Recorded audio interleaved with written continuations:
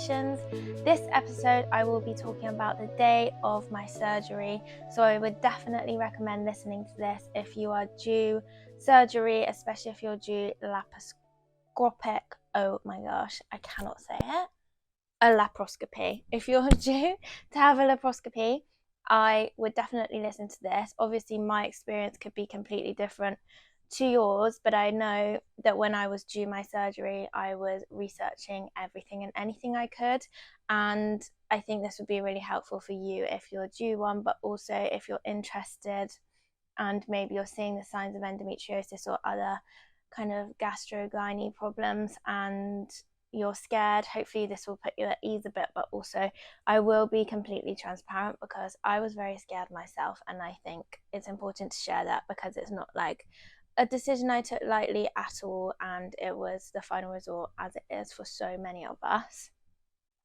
So I left you guys going to sleep on the night before my surgery, so I will pick up there.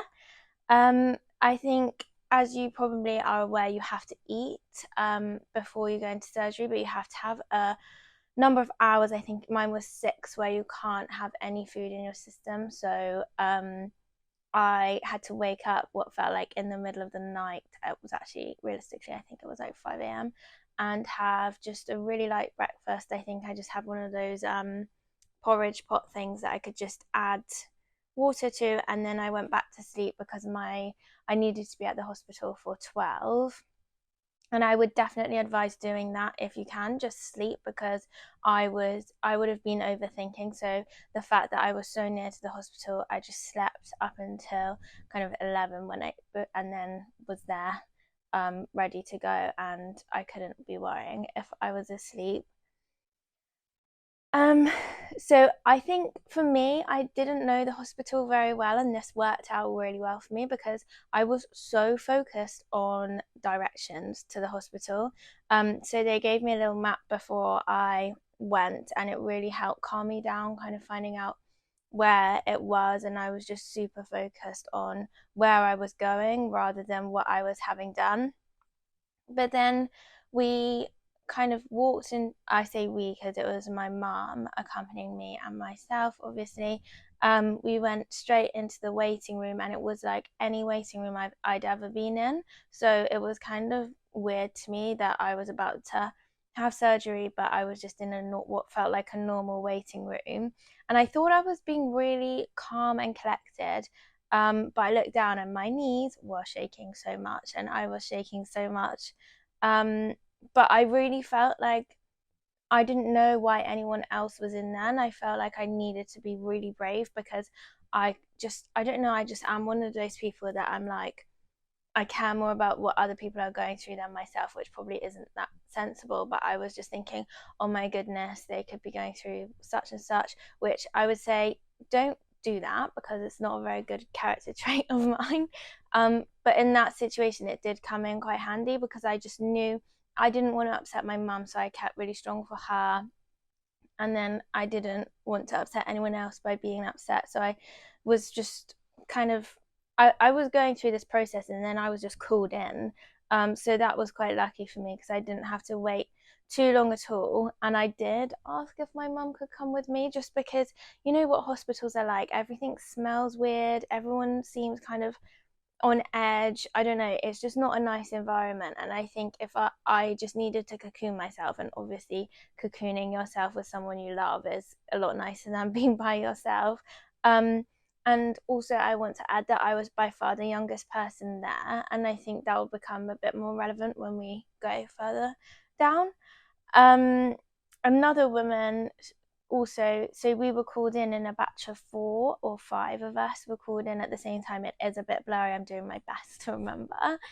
And we were called in, and I think we were all part of this trial that I've spoken about last season. And she was begging for her husband to come in and wouldn't leave. And this sort of situation, like she wouldn't go with the nurse unless her husband could come in with her, but her husband couldn't go in with her because it was a female only ward. So things like that, when you're really stressed and anxious and nervous about something, really don't help. So that was not very nice.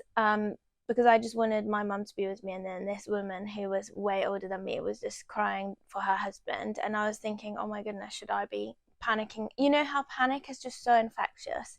So in that situation, I just went right in to myself, and I was just like, Becca, you need to know what's wrong with you. You're here for a reason. You've decided to do this. This is your choice. And I think you definitely need to have some strong positive self-talk in that sort of situation. But as I said, it really delayed us kind of getting into the sorry, I get so nervous doing these. Hopefully one day I will get not as nervous. So they led us through into another room, which was so weird. So as I said before, I had my laparoscopy through the NHS, and we were kind of shuffled along into this room full of 6 chairs, and we were all, so it was like a 3 and a 3, and we were all facing each other, very small. And unfortunately, the 2 women opposite me were really, really freaking out. One woman was rocking and wouldn't stop rocking, and one woman was wailing. And to add to this, they both already have children, which, as you guys know, because I've been very transparent about it before, a lot of the misconceptions, but also semi-truth about endometriosis is you are more likely to be infertile. And I was going to find out whether I was infertile, and I was thinking, hang on a minute, I could be finding out I could never have children, and you've already got children. And I don't know if that's a fair thing to make, I don't know, assumption to make, but I just found it very it really did up my heart rate by seeing 2 women who were a lot older than me and had children, and everything like that, just really, really freaking out. But anyway, so we all sat there in our clothes for a short while, and then a nurse came round, and I think I'll just go into details in case you're going to have a laparoscopy. So they take your urine test, and they do your obs. So I don't know what it is, something they stick on your finger, and they test your blood pressure and things that, oh, and your temperature. I had to have a thermometer under my tongue. But luckily for me, the guy doing mine was new. It was his first day. I was his first patient, and he was shaking. So I was just guiding him through it. Like, don't worry, you can do this. And I feel like that really distracted me, and it was actually really great. So I think if you're in that situation, just strike up a meaningless conversation, and it does distract you for a bit. And then they put you into a backless gown, which does you feel a bit exposed, and you feel a little bit like an animal. I don't know, you just feel like your what's it called, like your dignity has been taken away a bit, and I didn't really like that, but obviously everyone has to go through that. And then after all of this had been done, my head research nurse came round, and then at that point they closed the curtain, and so it was just a curtain cubicle kind of formed for me, and they just kind of told me to try and block out what was going on in the room, and that they were gonna do everything that they could to find the endometriosis if there was any. And also, I think this is so nice of them, they said, if it's not this route, we will support you in finding an alternative route to see what the cause of your pain is. And as I said before, I've had so many instances where I feel like I haven't been validated for my pain, and the fact that they were saying that was just, it was so encouraging. And I had had so many doubts before that now I was like, yes, this is the right thing to be doing. And my surgeon spoke me through everything she was going to do, not graphically, because I did not need that. And I think this was the only time that I actually shed a tear. I was just like, yeah, talking, and I just had this one tear, and I was just internally freaking out. But like, inner Becca knew this is what needed to be done. And then the anaesthetist came round. Sorry, so many difficult words in the medical field.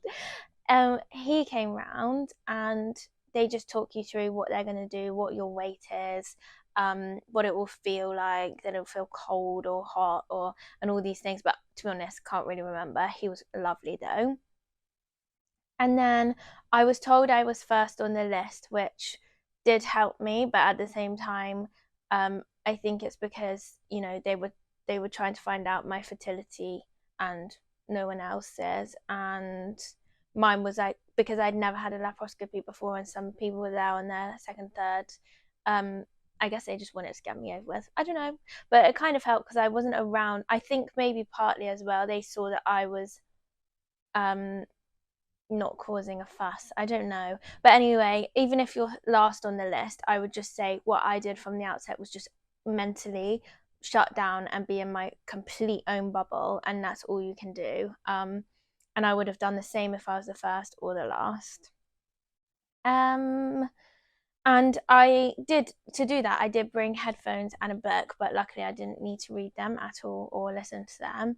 But definitely, I would just create your own bubble of niceness, as nice as it can be. And it's crazy how strong you can be when you need to be. Um, so then I had to walk to theatre. Weird, very strange, did not like, but I did it, and you will do it too if you need to do it. And then this woman came out, very maternal type woman, which really helped. I will add, not really that relevant, but there were some very, very rude people on the ward, and that doesn't really help. But as I said, I just kept going internally.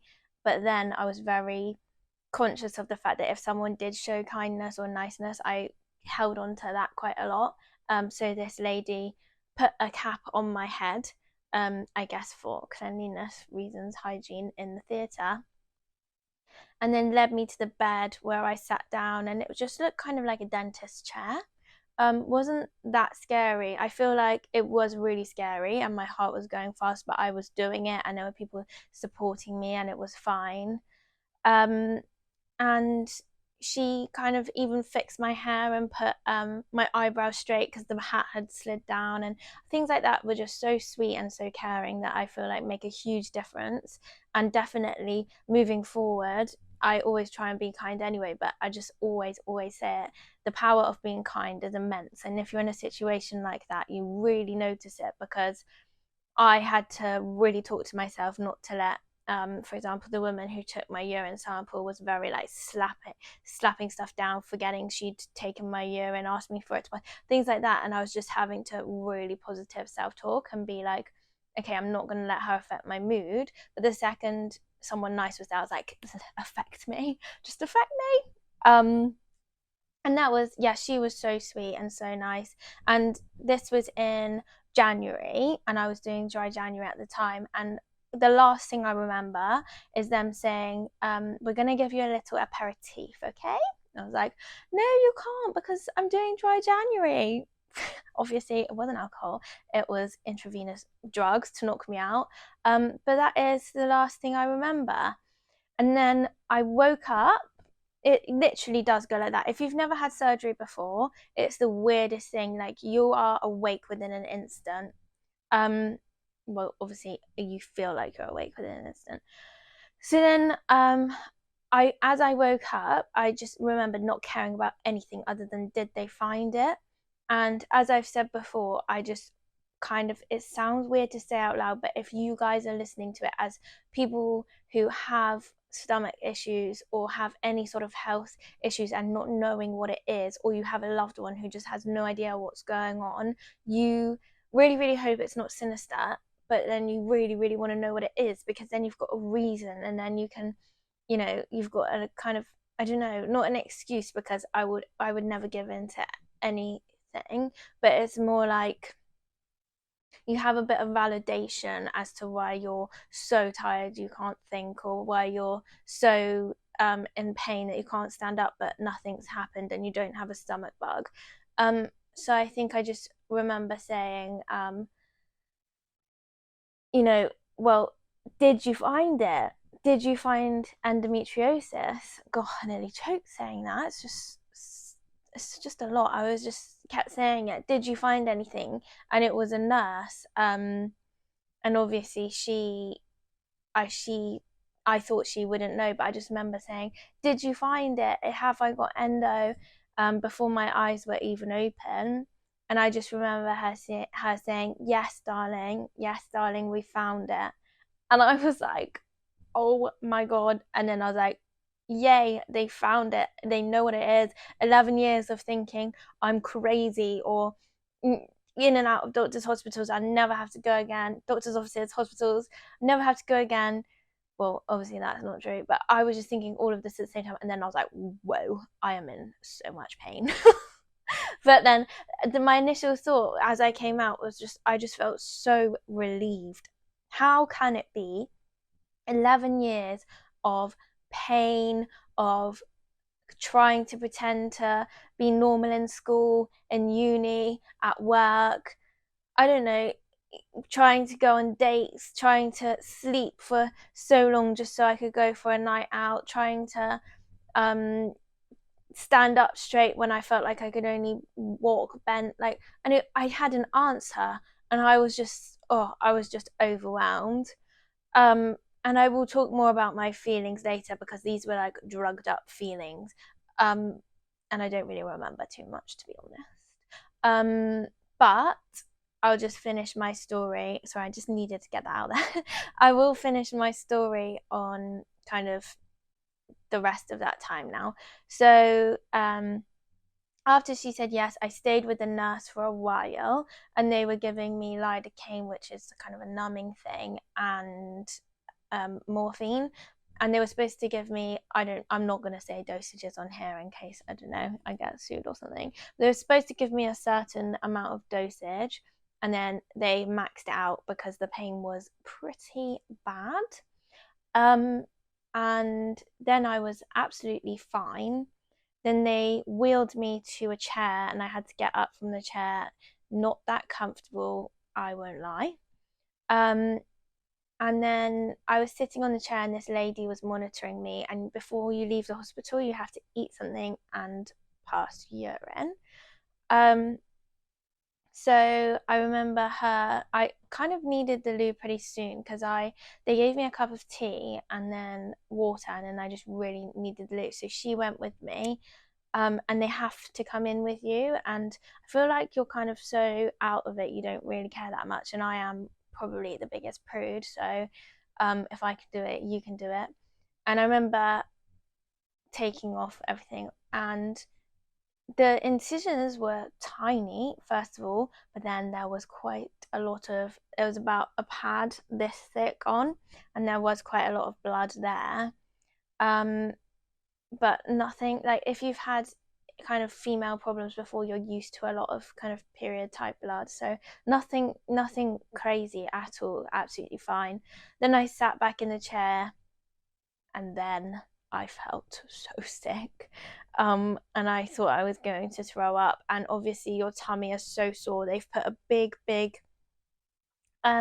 heated blanket on it, warmth on it, which I was surprised by because I thought kind of wounds that had just been stitched up, they wouldn't put so much heat on them. But I did have a very hot blanket on me, and then I felt so like I was going to throw up, as I said, um, which I'm phobic of that sort of thing, so not ideal. And also imagine heaving with, that sort of incision.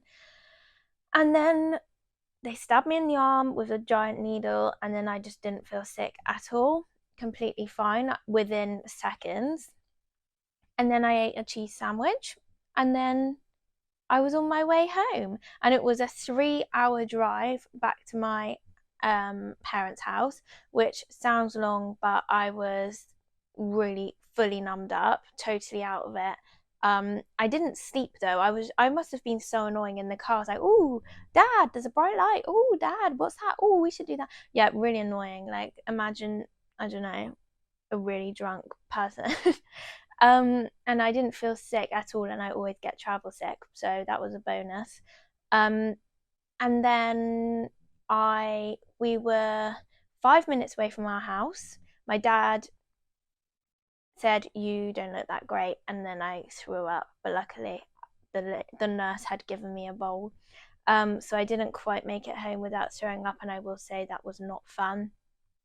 And then that kind of sickness did continue at home, and I just then just felt kind of so much. I was lying in bed feeling so sick, but I just felt so relieved that, as I said, the build up to this whole thing was really quite traumatic for me. I mean, some people probably, I don't know, everyone has different experiences of things, but I just felt, I've had so many tests, I've had so many scans, internal scans, external scans, blood tests, stool tests, urine tests, all come back clear. So now I'm going to be opened up, have to recover from surgery for no reason, but actually they'd found it. And they said they did show me where they found it, but I didn't include that in the main body of the pod because I can't really remember. I can remember them showing me images and saying the white behind my ovary was endometriosis on the right side. But other than that, I will come back to you next January and let you know, because as you know, I'm part of a blind trial and I won't know the ins and outs of it for until January, unless I choose to pull out. But I won't do that because I think women's health research is so important, and I would love to be able to take part in preventing another girl from going through 11 years of not knowing what on earth is wrong.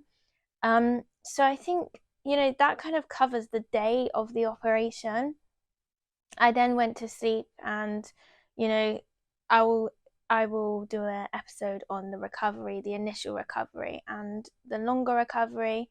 But I will say it was an immense day for me personally, and a huge thank you to my parents and also to all of the staff at the hospital who were nice.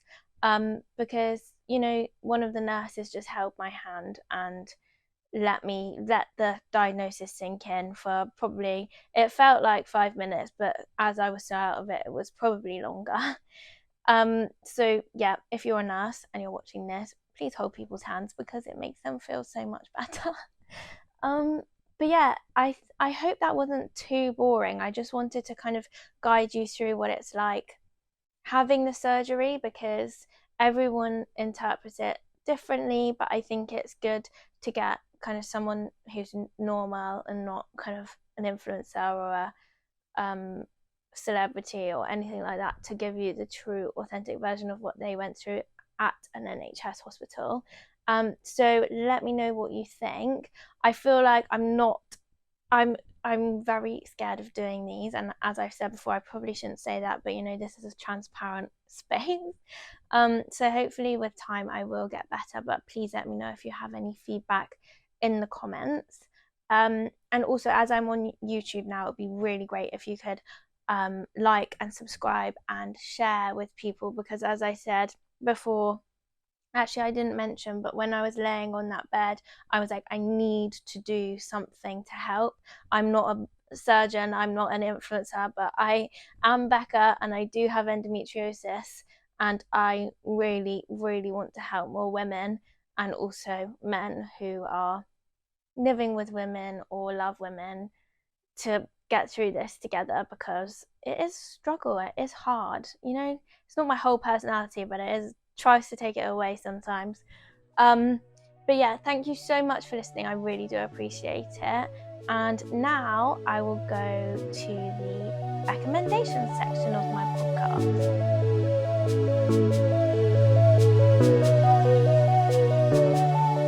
Hi, so this week's recommendation is on topic, and it is it's all about what to bring in your hospital bag if you go and have a laparoscopy, but also I feel like if you have any operation. I am a major overpacker, so I could probably have said a lot of things, but I've narrowed it down to 3. And they are: bring slippers, because they give you socks and they've got little sticky things on them, but that sticking kind of sound when you're walking is and you're going into the toilet and things like that. It's just not nice. So bring slippers. They're comfy, they make you feel cozy, and they don't make you feel gross. Secondly, well, it's supposed to be 3 things, but it's kind of 4. But headphones and a book. I didn't need to use them myself, but I think I definitely would have if I was later on in the day. As I said, I was first, but I would definitely bring book, headphones to listen to your favorite podcast. And then the final thing I would say is bring a dressing gown. As I said, I did feel a bit like my dignity was taken. And I just put on a dressing gown. It was actually recommended by my nurse, and the hospital smells quite medical, as you would expect, but I just kind of lifted it and would smell it, and it would smell like home, and it was really comforting for me. So yeah, those are my 3 recommendations on what to pack in your hospital bag if you have a laparoscopy or any surgery in general. Thank you so much again, guys, for listening, and I look forward to seeing you next week. Lots of love, your friend Becca. Mwah!